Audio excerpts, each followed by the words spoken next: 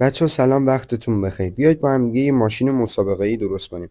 ابتدا روی تلق با ماژیک الگوی ماشینمون رو در میاریم. بعد تلق رو روی اسفنج میذاریم و با چاقوی برش الگوی ماشینمون رو در میاریم و بعد شروع میکنیم به فیلینگ کردن کیکمون. و بعد از اتمام فیلینگ کیک رو 2 ساعت داخل فریزر بهش استراحت میدیم و بعدش شروع میکنیم با گاناش کیکمون رو آستر کشی میکنیم و بعد از اینکه آستر یکم خودش رو گرفت کاور اصلی و با گاناش انجام میدیم. کنارهاش هم با کارت صاف میکنیم و لبهاش هم با چاقو به سمت داخل جمع میکنیم.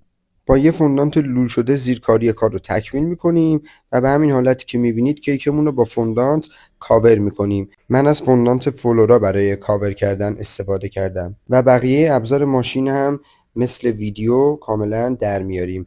رسیپی گاناش رو بچه ها من حتما براتون داخل کپشن میذارم. هر کس هم الگوی این ماشین رو خواست حتما دایرکت بده تا براش ارسال کنم. این پستم حتما سیو کن که مطمئنم به دردت میخوره. ممنون میشم این ویدیو رو لایک کنی و نظر قشنگ تو راجع به این کیک برام کامنت کنی. وقتتون بخیر.